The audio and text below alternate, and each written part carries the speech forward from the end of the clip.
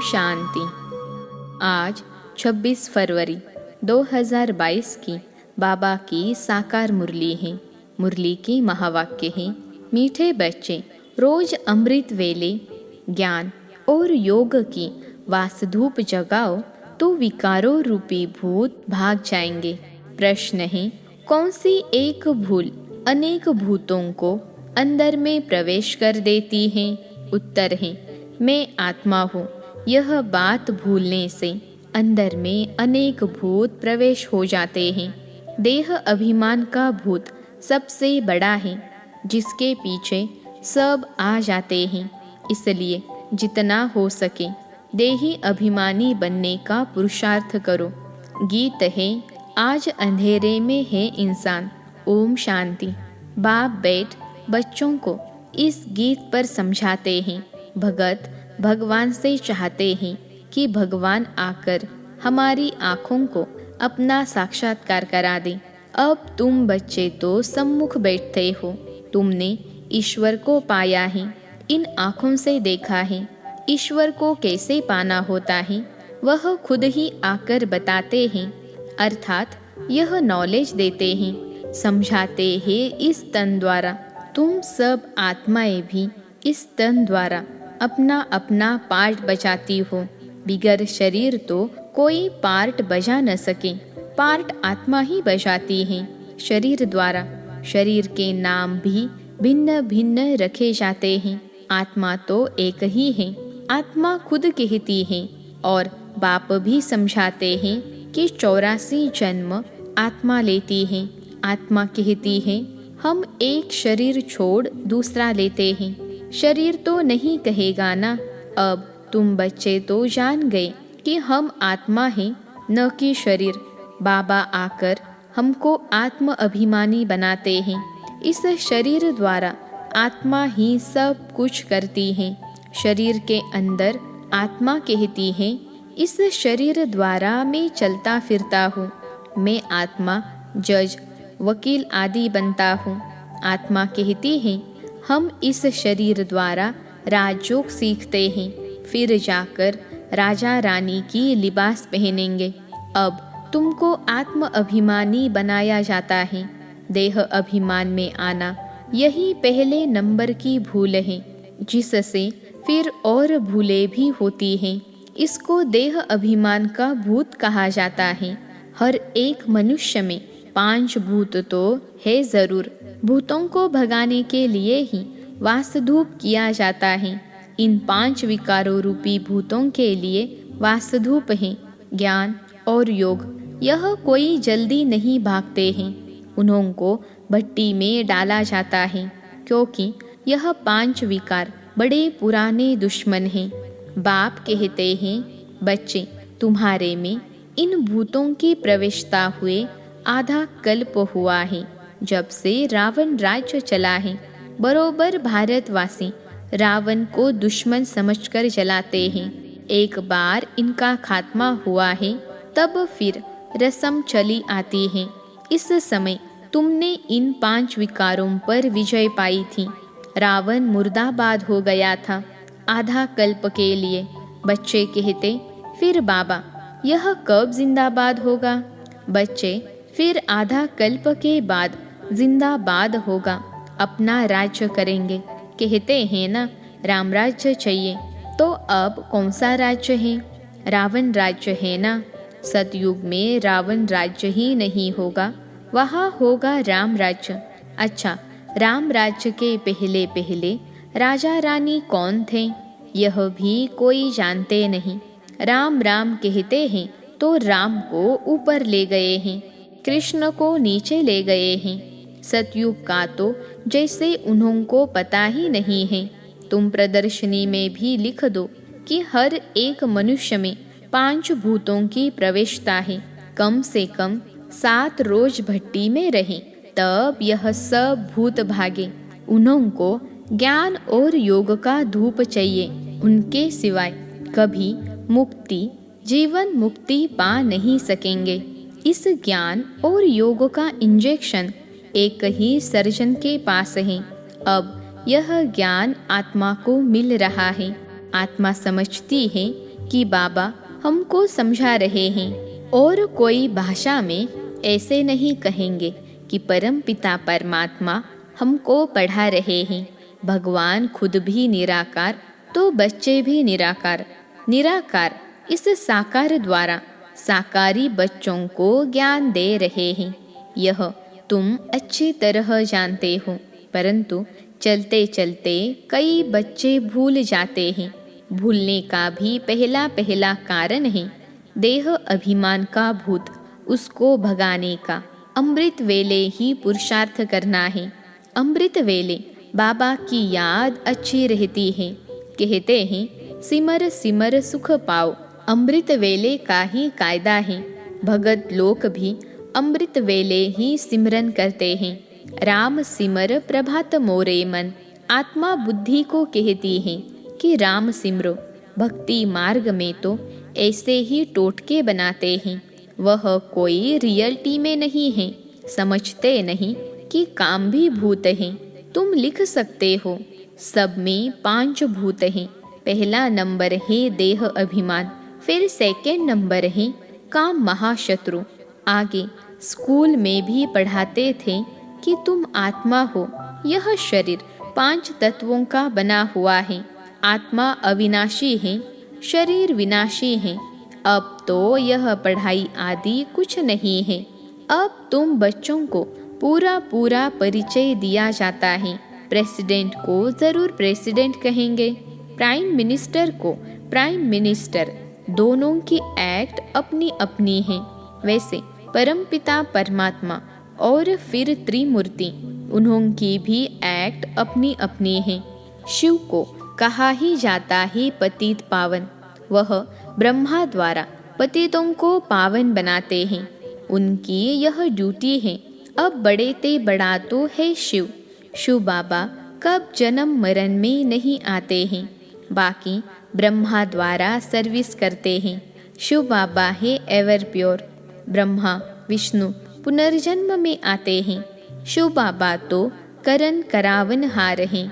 इस समय बाबा मीठे झाड़ का सैंपलिंग लगा रहे हैं। जो और धर्मों में कन्वर्ट हो गए होंगे वह सब निकल आएंगे। तो यह इतनी समझानी नया कोई समझ न सके। 7 रोज भट्टी में पड़ने के सिवाय मुक्ति, जीवन मुक्ति कोई पा नहीं सकते। तुमने भी भूतों को निकालने के लिए कितनी मेहनत की है। बुद्धि जब पवित्र हो तब ज्ञान अमृत ठहर सके। तुम बच्चे समझ सकते हो तो बरोबर बाबा की याद भूल जाती है। बहुत देह अभिमान आने से फिर मित्र संबंधियों आदि तरफ लव चला जाता है। कोई को भी मोह का भूत न आए। बाबा को कितने ढेर बच्चे हैं, मोह की बात ही नहीं जानते हैं। आत्मा कभी मरती नहीं, मरने का ही डर रहता है। आत्मा भी अविनाशी है, परमात्मा भी अविनाशी है। वह जन्म मरण में नहीं आता। बाबा कहते हैं मैं इस शरीर का लोन लेता हूँ। मेरे रहने से इनको बहुत फ़ायदा है। इनकी आयु बढ़ जाती है, गुलगुल हो जाता है। इनकी सब खामियाँ खत्म कर बिल्कुल नया बना देता हूँ। बाबा तो है ही सुखदाता। मेरे कारण यह योग सीखते हैं, तब तो तंदुरुस्त बन जाते हैं। किसको गाली देना, गुस्सा करना, यह सब आसुरी स्वभाव है। सतयुग में यह गाली आदि होती ही नहीं। नाम ही कितना फर्स्ट क्लास है। Heaven, Vaikunth, paradise. कहते हैं क्राइस्ट से 3000 वर्ष पहले भारत पैराडाइज था। इस हिसाब से बरोबर 5000 वर्ष ही हुआ। यह सत्य ज्ञान और सत्य नारायण की कथा कितनी सहज है।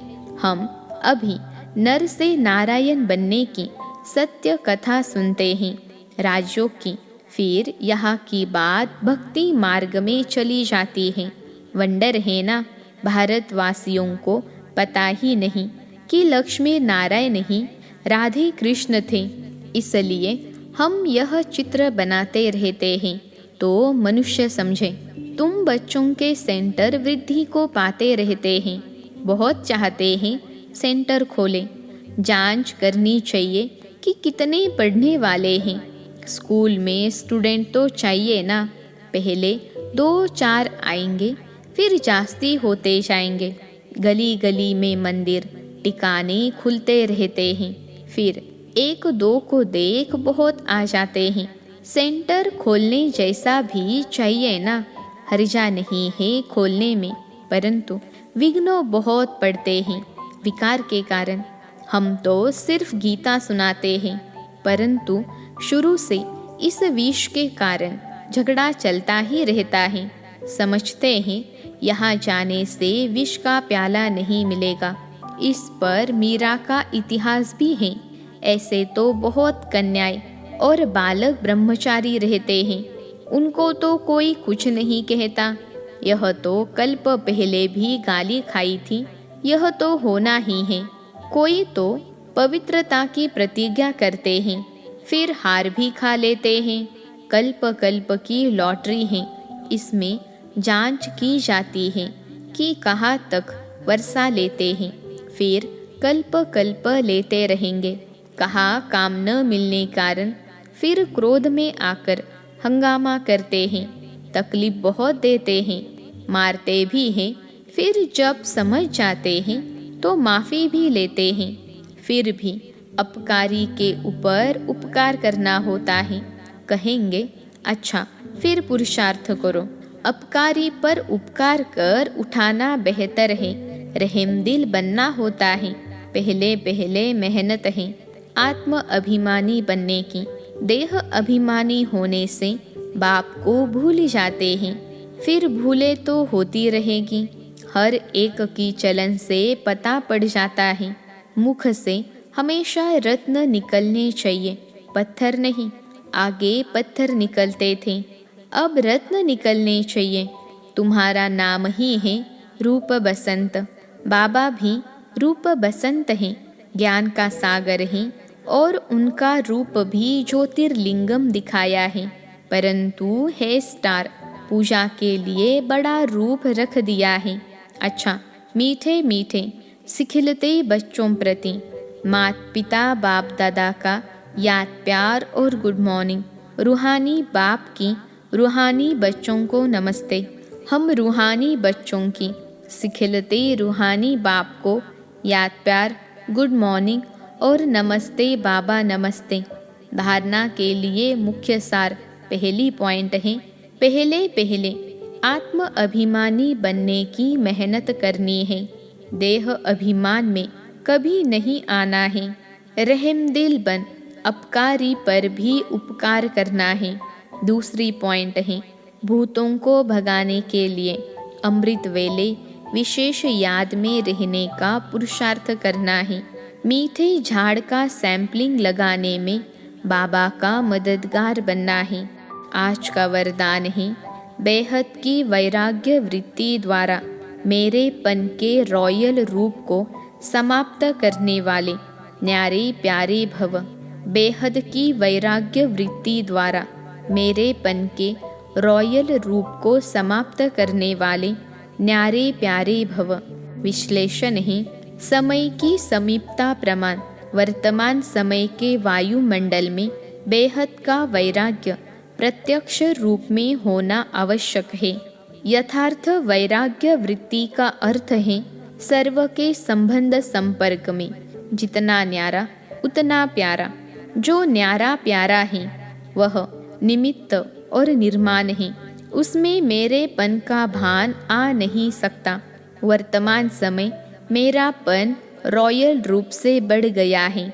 कहेंगे ये मेरा ही काम है, मेरा ही स्थान है, मुझे यह सब साधन भाग्य अनुसार मिले हैं। तो अब ऐसे रॉयल रूप में मेरेपन को समाप्त करो। आज का स्लोगन है, पर चिंतन के प्रभाव से मुक्त होना है तो शुभ चिंतन करो और शुभ चिंतक बनो। पर चिंतन के प्रभाव से मुक्त होना है तो शुभ चिंतन करो और शुभ चिंतक बनो। मातेश्वरी जी के अनमोल महावाक्य। हम ब्राह्मण कुल का छोटा सा संसार। गीत मेरा छोटा सा देखो ये संसार है। यह गीत किसी समय का गाया हुआ है, क्योंकि इस संगम समय ही हम ब्राह्मण कुल का छोटा सा संसार है। वो हमारा कौन सा परिवार है वह नंबरवार बतलाते हैं। हम परमपिता परमात्मा शिव के पोत्रे हैं, ब्रह्मा सरस्वती की मुख संतान हैं और विष्णु शंकर हमारे ताया जी हैं, और हम आपस में सभी भाई बहन ठहरे। यह है अपना छोटा सा संसार। इनके आगे और संबंध रचा ही नहीं है। इस समय का इतना ही संबंध कहेंगे। देखो हमारा संबंध कितनी बड़ी अथॉरिटी से है। हमारा ग्रैंड पप्पा है शिव, इनका नाम कितना भारी है। वो सारी मनुष्य सृष्टि का बीज रूप है। सर्व आत्माओं का कल्याणकारी होने कारण उनको कहा जाता है हर हर भोलानाथ, शिव देवों के देव महादेव। वो सारी सृष्टि का दुख हरता, सुख करता है। उस द्वारा हमें सुख, शांति, पवित्रता का बड़ा हक मिलता है। शांति में फिर कोई कर्म बंधन का हिसाब किताब नहीं रहता, परंतु यह दोनों वस्तु पवित्रता के आधार पर रखते हैं। जब तक पिता की परवरिश का पूर्ण वर्षा ले पिता से सर्टिफिकेट न मिला है, तब तक वो वर्षा मिल नहीं सकता। देखो ब्रह्मा के ऊपर कितना बड़ा काम है। मलेच्छ 5 विकारों में मैली अपवित्र आत्माओं को गुलगुल बनाते हैं। जिस अलौकिक कार्य का उजूरा फिर सतयुग का पहला नंबर श्री कृष्ण पद मिलता है।